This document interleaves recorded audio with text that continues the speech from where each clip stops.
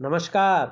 बहुत बहुत स्वागत है आपका। आप देख रहे हैं गो ब्लॉग्स और मैं हूं आपके साथ भास्करानंद डोभाल।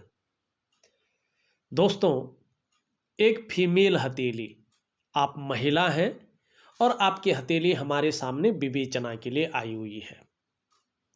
सबसे पहले अगर हमारी नज़र पड़ रही है तो आपकी हथेली के आकार पे पड़ रही है। निश्चित तौर पे अगर देखा जाए आपकी हथेली का जो आकार है पूरी तरह से आयताकार है।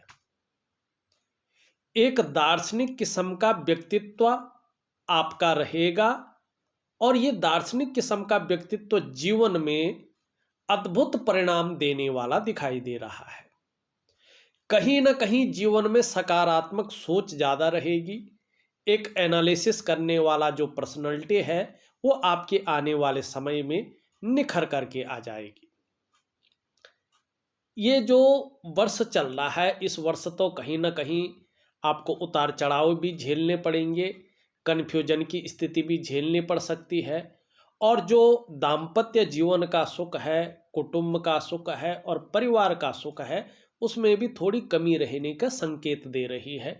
लेकिन ठीक 2023 की शुरुआत से ही चीज़ें बहुत बेहतरीन अवस्था में आनी शुरू हो जा रही हैं।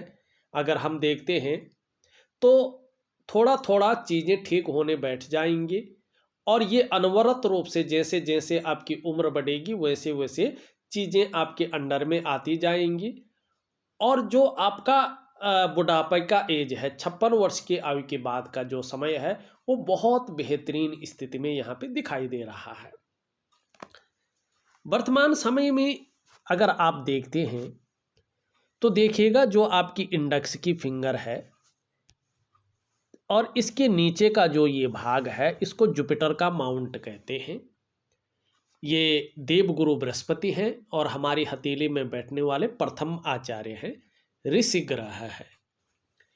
दूसरा अगर आप देखते हैं आपका अंगूठे का जो नीचे का भाग है ये ये ये शुक्राचार्य जी हैं, ये वीनस का माउंट है और ये दोनों पर्वत बहुत ज़्यादा मायने रखते हैं हमारे जीवन काल में। दोनों ऋषि ग्रह हैं, दोनों आचार्य ग्रह हैं, ठीक है ना। जैसे एक टीचर होता है उसी प्रकार से ये दोनों हैं। ये देवगुरु है और ये दैत्य गुरु है और इन दोनों की भूमिका हमारे जीवन में बहुत ज़्यादा होती है। अब वर्तमान में देखिएगा, जरा ध्यान से देखिएगा, ये वाला जो पोर्शन है ये शनि की तरफ झुकता हुआ दिखाई दे रहा है। मिडिल फिंगर के नीचे का जो ये भाग है जिसको हम भाग्य स्थान कहते हैं। भाग्य स्थान इसलिए कहते हैं कहीं से भी अगर कोई लकीर आकर इस पे रुकती है तो उसको भाग्य की लकीर कहते हैं, तो इसलिए इसको भाग्य का स्थान माना गया है, आपके लक को दिखाता है। यहाँ पे देखिएगा बृहस्पति का पर्वत, गुरु का पर्वत, जुपिटर का माउंट शनि के माउंट पे जा रहा है। जब भी ये शनि की तरफ झुकता है तो परिवार को लेके चिंताएं व्यक्ति के मन के अंदर उत्पन्न होने बैठ जाती है।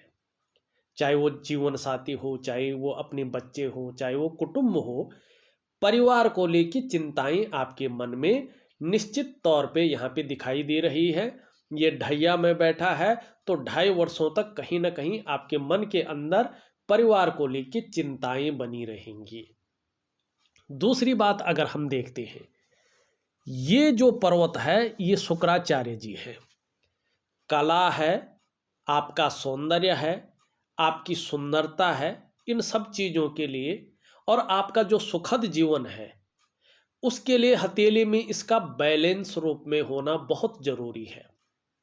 आपकी हथेली में ये बैलेंस नहीं है बल्कि बहुत ज़्यादा फूलता हुआ दिखाई दे रहा है। आप देखेंगे फूल कर ये नीचे की तरफ चंद्रमा की तरफ आता हुआ दिख रहा है और देखिएगा जब ये इस प्रकार से फूल जाता है, अनबैलेंस हो जाता है या नीचे ढल जाता है तो ये मानसिक परेशानियों को जन्म देता है।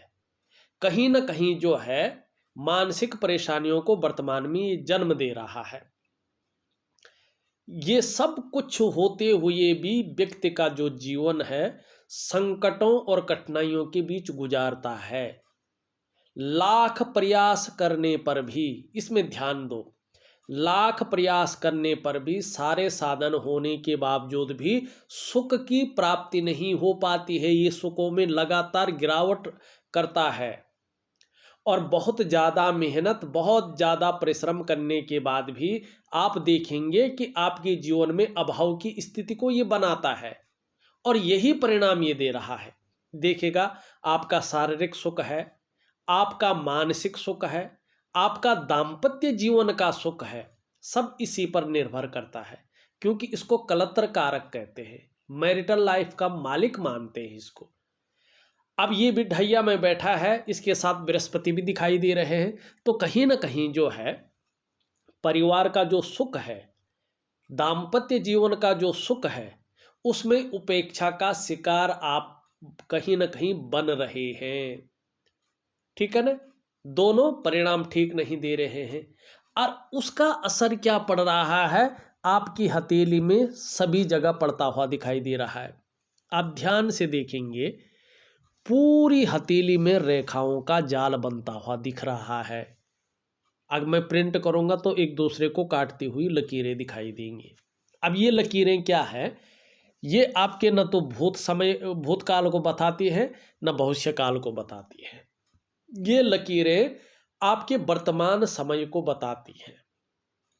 अब किस लिए ये लकीरें होती हैं, थोड़ा वैज्ञानिक तरीके से अगर आप समझे, हमारा जो ज्योतिष शास्त्र है वो विज्ञान है पूरी तरह से। इसी शास्त्र से हमारे आधुनिक विज्ञान की उत्पत्ति हुई है। जो बाहर देशों में या हमारे देश में आपने देखा होगा ना, लोग कहते हैं विज्ञान, साइंस। ये साइंस हमारी ज्योतिष शास्त्र से ही बना हुआ है। जो ग्रहों के बारे में, आपके प्लेनेट के बारे में, आपकी प्रकृति के बारे में जो चीज़ें अब बताई जाती हैं, हमारी ऋषि ने, हमारी मुनियों ने, वो करोड़ों वर्ष पहले जो है ये चीज़ें बता दी थी। वो बड़े रिसर्चर थे, इसलिए उनको ऋषि कहते थे। अब साइंटिस्ट होते, उसका मतलब आधुनिक युग में साइंटिस्ट हो गया, लेकिन पहले रिसर्च करने वाले को ऋषि कहा जाता था। ठीक है ना। तो ये किस लिए चीज़ें आती हैं, देखिएगा। ये सबसे पहले तो जो हमारी हथेली है ना, ये हमारे शरीर का अंग है, बॉडी का एक पार्ट है, और इसकी जो कोशिकाएं हैं हमारे मन और हमारे मस्तिष्क से, हमारा ब्रेन से वो जुड़ी हुई होती हैं। और जब खून का संचार होता है पूरी बॉडी में, तो उन कोशिकाओं के द्वारा हथेली में, हथेली द्वारा ब्रेन में होता है। ठीक है ना। और जब हमारे मन मस्तिष्क में कुछ हलचल होती है, विचारों का टकराव हो जाता है, तो उससे जो विद्युत तरंग निकलती है, तो उसका सबसे पहला असर हमारी हथेली में पड़ता है। हथेली में दिखता है कि आपके मन मस्तिष्क में और आपके जीवन में ये चीज चल रही है। ठीक है ना। और उसी प्रकार की लकीरें हमारी हथेली में निकल कर आती हैं। इसीलिए जो है सामुद्रिक विज्ञान में हथेली देखने का बड़ा महत्व है। अब देखिएगा, जब ये लकीरें हथेली में आती हैं तो इसका सबसे पहला प्रभाव आपके मन और मस्तिष्क पे पड़ता है। कहीं ना कहीं उलझन की स्थिति उत्पन्न होने बैठ जाती है, कंफ्यूजन की स्थिति उत्पन्न होने बैठ जाती है, और जो डिसीजन लेने की क्षमता है वो क्षीण होने बैठ जाती है। व्यक्ति सही से निर्णय नहीं ले पाता है, कंफ्यूजन में फंस जाता है, करो ना करो, ये ऐसा होगा वो ऐसा होगा, मानी वो उलझन में ही रहता है, उसको रास्ता नहीं मिल पाता है। ठीक है ना। और वो सही से निर्णय नहीं ले पाता है। अगर लेता भी है तो ज़्यादातर उसके जो डिसीजन है, उसके जो निर्णय है वो गलत साबित होते हैं, और उसके लिए व्यक्ति को जो है कहीं ना कहीं भुगतान करना पड़ता है। दूसरा, ये लकीरें हैं, ये चीज़ें प्रैक्टिकल रूप में देखना आप अपने जीवन काल में। अगर किसी की हथेली में इस प्रकार की रेखाओं का जाल बन रहा है। दूसरा, ये आपके रिश्तों पर प्रभाव डालते हैं, चाहे आपका दाम्पत्य जीवन का रिश्ता है, चाहे आपका कुटुंब का रिश्ता है, चाहे आपका पारिवारिक रिश्ते हैं, चाहे आपके प्रोफेशनल रिश्ते हैं। व्यक्ति रिश्तों को मैनेज नहीं कर पाता है, कहीं ना कहीं जो है आप किसी के लिए कितना भी कुछ कर लें, लेकिन फिर भी आपको यश नहीं मिलता है, अपयश की प्राप्ति होती है। और गलती दूसरा वाला करता है, लेकिन उसका श्रेय आपको दिया जाता है कि ये व्यक्ति मतलबी है, अपने लिए सोचने वाला है, इसकी बुद्धि कुछ है ही नहीं, ये जीवन में कुछ कर ही नहीं सकता है। इस प्रकार की चीज़ें आने बैठ जाती है, तो रिश्तों का मैनेजमेंट नहीं हो पाता है। तीसरा, ये लकीरें आपकी आर्थिक सेहत को बिगाड़ती हैं, आर्थिक रूप से आपको कमज़ोर करने बैठ जाती हैं, आर्थिक रूप से आपको बीमार करने बैठ जाती हैं। और उसका सबसे पहला प्रभाव पड़ता है कि आपकी हथेली में या तो पैसा नहीं आता है, या आता भी है तो आप धन का संचय सही रूप में नहीं कर पाते हैं, हथेली में पैसा नहीं टिक पाता है। चौथा, इसका प्रभाव आपकी जो डेवलपमेंट है, आपकी जो प्रोग्रेस है, उसमें अड़चनें आनी बैठ जाती है। चाहे आपका करियर का मामला है, चाहे आपका धन का मामला है, उसमें स्टेबिलिटी नहीं आती है, बिखराव उत्पन्न होने बैठ जाता है, और आपके सफलता का जो स्तर है वो घटने बैठ जाता है। पांचवा, इसका प्रभाव आपके स्वास्थ्य पर पड़ता है। कहीं ना कहीं चाहे आपका वो मानसिक स्वास्थ्य हो, चाहे आपका वो शारीरिक स्वास्थ्य हो, उसमें कई प्रकार के जो है विकार उत्पन्न होने बैठ जाते हैं। अब यहाँ पे देखते हैं हम, तो निश्चित तौर पे ये प्रभाव आपके जीवन पर पड़ रहे हैं। तो इसका एक मतलब है कि आपको क्या करना है, आपको प्राकृतिक क्रियाएं करनी है। मैं निश्चित रूप से आपको जो प्राकृतिक क्रिया है वो एक सही ढंग से, सरल ढंग से दूंगा, उसको प्रॉपर तरीके से करिएगा, निश्चित तौर पे आपको फायदा होगा। अब देखिएगा, एक और चीज दिखाई दे रही है हथेली में। आप देखेंगे आपका जो ये बीच का भाग है, इसमें जो फिंगर है ये पूरी तरह से झुकी हुई है यहाँ पे, और आपकी रिंग फिंगर की तरफ। इसका मतलब है कि बहुत ज़्यादा मेहनत और बहुत ज़्यादा परिश्रम करने के बाद ही चीज़ों में आपको सफलता मिलती है, और आगे भी ये चीज़ नेचुरल रूप से बनी रहेगी। कई बार दौड़ा धूपे का काम भी जीवन में करना पड़ेगा, लेकिन देखिएगा एक दो चीज़ बहुत सुंदर भी है। एक तो आप देखेंगे आपकी गुरु की जो उंगली है ये पूरी तरह से झुक रखी है मिडिल फिंगर की तरफ। धार्मिक भावनाएं आपके अंदर बहुत अच्छे रूप में रहेंगी, अपने धर्म के प्रति आपके अंदर भावनाएं भी अच्छी रहेंगी, और कहीं ना कहीं समर्पण भी बना रहेगा। ये अच्छी चीज दिखाई दे रही है। धर्म का मतलब होता है धारण करना, अपनी विचारधारा को धारण करना। तो कहीं ना कहीं जो है ये चीज आपके अंदर बनी हुई है। दूसरी अच्छी बात ये है कि ये रिंग फिंगर भी पूरी तरह से झुक रखी है मिडिल फिंगर की तरफ। निश्चित रूप से यश पाने की इच्छा, नेम फेम पाने की इच्छा, और अपने कार्यों में विस्तार पाने की इच्छा भी आपके अंदर अनवरत रूप से बनी रहेगी, और आने वाले समय में आपको इसका फायदा भी मिलेगा। तीसरी चीज अगर हम देखते हैं तो यहाँ पे आपकी जो इंडेक्स फिंगर है उससे हल्की बड़ी है, आपकी रिंग फिंगर और मिडिल फिंगर से छोटी है, बहुत ज़्यादा तो नहीं, लेकिन अभी आंशिक रूप से कहीं ना कहीं जो है, जो रिस्क लेने की क्षमता है, जो जोखिम उठाने की क्षमता है, वो भी हल्के रूप में, आंशिक रूप में दिखाई दे रही है। लेकिन हमारा पौराणिक शास्त्र कहता है कि आपकी अगर रिंग फिंगर क्षणिक भी बड़ी हो, आपकी इंडेक्स की फिंगर से और मिडिल फिंगर से छोटी हो, तो भी ऐसा व्यक्ति यशस्वी होता है। आप अपने जीवन काल में यश की प्राप्ति जरूर करेंगी, आप यशस्वी होंगी, समाज में मान प्रतिष्ठा, यश पाने वाले, फेम पाने वाले लोगों में से एक होंगी, और एक समय ऐसा आएगा कि सफलता के शिखर पर भी आप निश्चित रूप से पहुंच पाएंगी। ये आपकी हथेली में चीज़ें दिखाई दे रही हैं। चौथी बात अगर हम देखें तो आपकी ये उंगली भी पूरी तरह से झुक रखी है, कर्व ले रही है, और आपकी इस उंगली की तरफ, रिंग फिंगर की तरफ, आपकी जो है सबसे छोटी उंगली, लिटिल फिंगर, तो धन कमाने की जो ललक बनी रहेगी वो आपके अंदर अच्छी खासी बनी रहेगी। इस बात की ओर ये संकेत करती हुई दिखाई दे रही है। ये इसके पहले पोर्वे तक नहीं पहुंच पा रही है, तो धन के प्रबंधन में कमी दिखाई दे रही है। फाइलिंग में, अकाउंटेबिलिटी में, और कागज़ों के रख रखाव में, कम्युनिकेशन स्किल्स में, और धन के प्रबंधन में थोड़ी सी कमी भी बनी रहेगी। तो यहाँ तक नाखून बढ़ाएं तो कहीं ना कहीं जो है ये चीज़ें अच्छी रहेंगी। अब यहाँ पे देखिएगा, आपकी हथेली के ये तीसरे पोरवे हैं, ये पूरी तरह से एक क्या हो रहे हैं कि इसमें छिद्र दिखाई दे रहे हैं।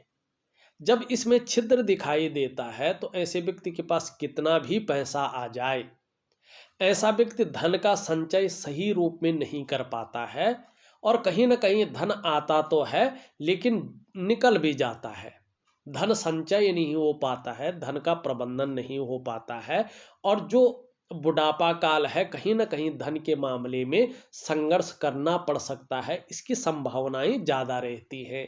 तो क्या करना है कि कहीं ना कहीं आपको प्राणायाम है, योगा है, ये चीज़ें ज़्यादा करनी हैं, और धन के मामले में आपको थोड़ा सतर्क रहने की आवश्यकता रहती है, इसको जरूर करना पड़ता है।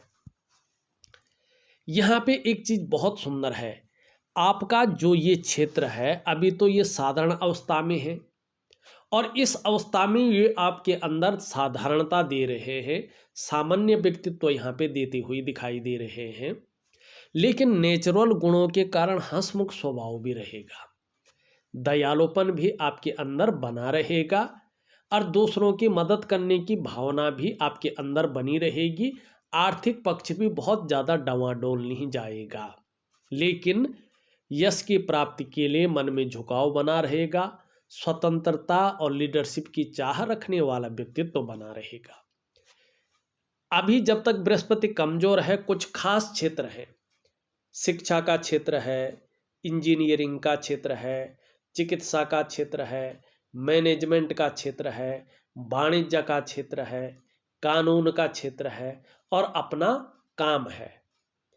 ये चीज़ें जब तक बृहस्पति सामान्य रहेगा, ये चीज़ें भी कहीं ना कहीं सामान्य अवस्था में बनी रहेगी, न तो बहुत ज़्यादा डाउन जाएगी, न बहुत ज़्यादा हाई पे जाएगी, कहीं ना कहीं मीडियम बनी रहेगी, सामान्य बनी रहेगी। इन क्षेत्रों में फायदा भी सामान्य रहेगा।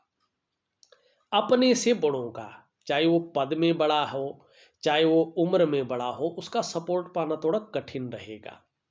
अपने आप को कई बार अकेला महसूस करेंगी, और जीवन में संघर्ष की स्थिति भी बनी रहेगी।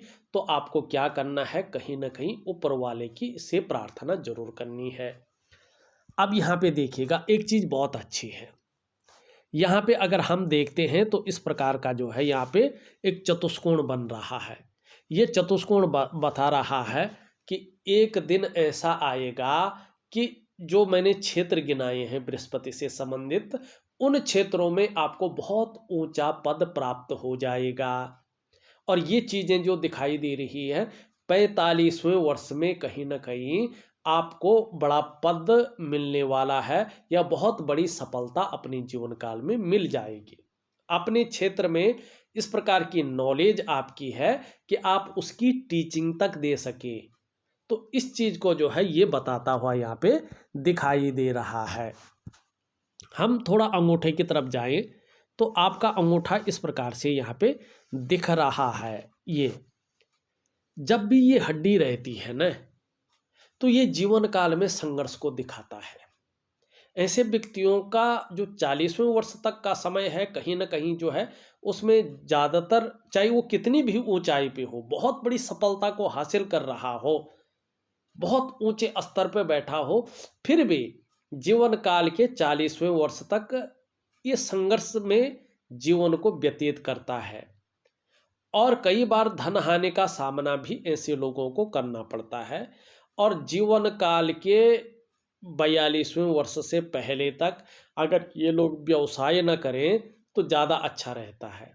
और करें भी तो बड़ा सोच समझकर ऐसे लोगों को करना चाहिए और पार्टनरशिप में कार्य नहीं करना चाहिए। और एक बात का ध्यान रखना चाहिए कि खूब मेहनत के बाद ही ऐसे लोगों के पास धन आता है। खासकर जीवन में धन कमाने की जो स्थिति है थोड़ी सी लेट बनती है। 42वें वर्ष के बाद थोड़ी थोड़ी चीज़ें ठीक होने बैठ जाती हैं और 56 वर्ष की आयु के बाद बहुत अच्छा समय ऐसे लोगों का कहलाता है। तो जो भी चीज़ें हैं अभी 2 वर्षों तक जो है थोड़ा सा नॉर्मल है, उसके बाद चीज़ें आपके अंडर में आती हुई यहाँ पे दिखाई दे रही है। अब चलते हैं यहाँ पे, आप अगर हृदय की लकीर को देखेंगे तो इस प्रकार से आती हुई आचार्य बृहस्पति से मिल रही है। निश्चित रूप से आपका व्यक्तित्व ऐसा है कि आप सबके लिए सोचती हैं और विद्वान भी हैं, बुद्धिमान भी हैं, तेजस्वी भी हैं, प्रेम के मामले में सर्वश्रेष्ठ हैं, हृदय की गहराई से प्रेम करती हैं जिसको भी करना हो, और अंत तक निभाने वाला व्यक्तित्व आपका है, स्वाभिमानी भी है, निर्मल हृदय का व्यक्तित्व आपका है। निश्चित तौर पे सूर्य के प्रबल होने पर, क्योंकि सूर्य में मछली है, इसके बारे में मैं बताऊंगा, आपको मान पद प्रतिष्ठा ऊंचा पद हासिल होगा, इसमें कोई शंका नहीं दिखाई दे रही है। और आने वाले 45वें वर्ष से यकीन मानिएगा, चाहे आप व्यापार करें, चाहे आप नौकरी करें और चाहे आप कुछ और भी काम करें, समाज में एक श्रेष्ठ जीवन आप व्यतीत करेंगी। ये योग स्पेशल रूप में बताता हुआ दिखाई दे रहा है। आप अगर देखेंगे आपके मस्तिष्क की रेखा क्रिएटिविटी की ओर आपको ले जा रही है, आप क्रिएटिव बहुत ज़्यादा होंगी। आपको निश्चित तौर पे अपने जीवन काल में यात्राओं का, सुखद यात्राओं का निश्चित रूप से मौका मिलेगा। बौद्धिक स्तर आपका बहुत शानदार है। आने वाले समय में आप जो भी निर्णय लेंगी वो निर्णय बहुत सुंदर साबित होगा, जीवन को कहीं ना कहीं ऊंचाइयों में ले जाएगा।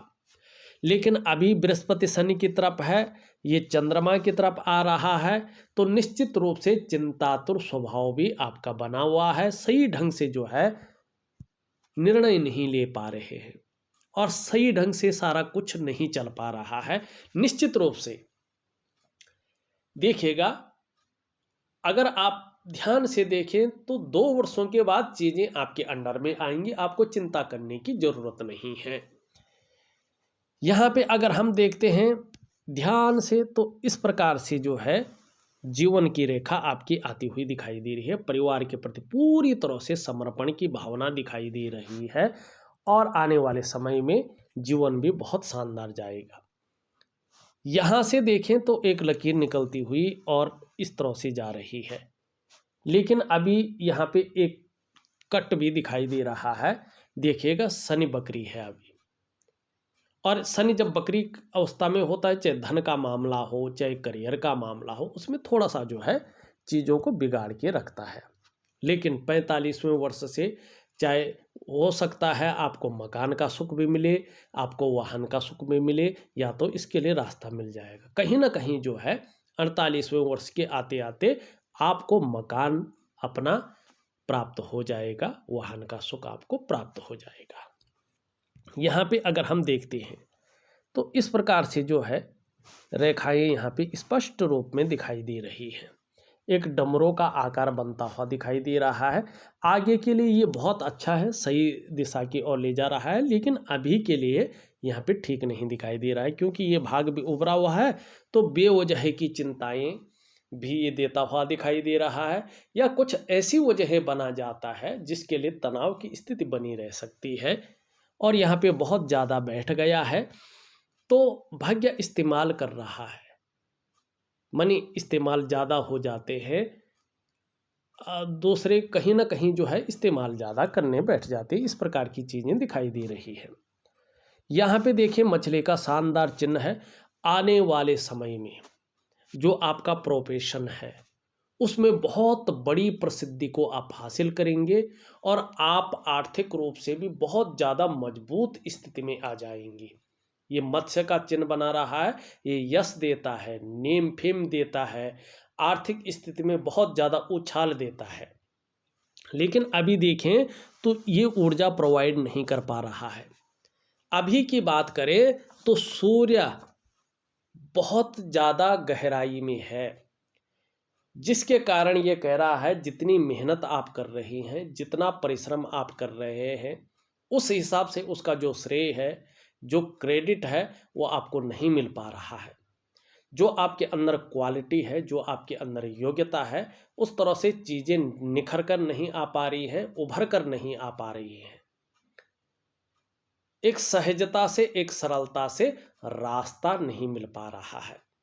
तो मैं थोड़ा सा हल्के उपाय आपको दूंगा, तो निश्चित रूप से करिएगा, बहुत अच्छा लाभ आपको प्राप्त होगा।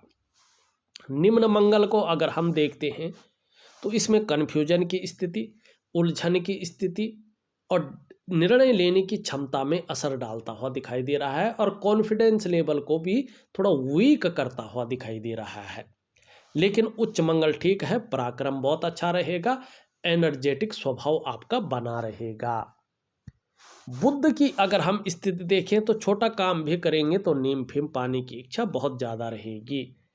चंद्रमा की स्थिति बहुत अच्छी नहीं है, अभी शुक्र के साथ मिलकर मन को कुछ गड़बड़ रखी हुई है, मानसिक परेशानी देता हुआ दिखाई दे रहा है।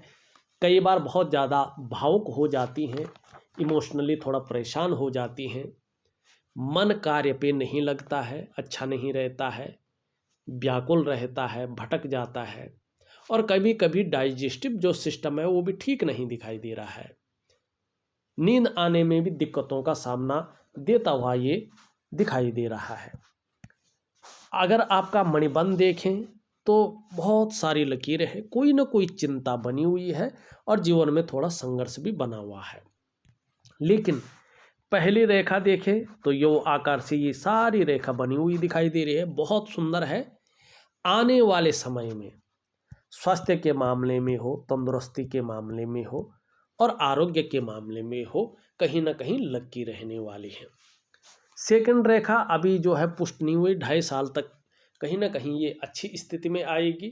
तो चाहे संपत्ति का मामला है, चाहे धन का मामला है, 45वें वर्ष में कोई ना कोई आपको रास्ता मिलेगा या बड़ी संपत्ति आप अर्जित कर लेंगे। और जो करियर है और धन का मामला है उसमें स्टेबिलिटी आएगी। तीसरी रेखा अच्छी स्थिति में आ रही है, ये सुख की रेखा है। आपको ठीक 45वें वर्ष से अपने स्वास्थ्य का, अपने धन का और अपने ऐश्वर्य भोगने का सुख निश्चित रूप से प्राप्त हो जाएगा।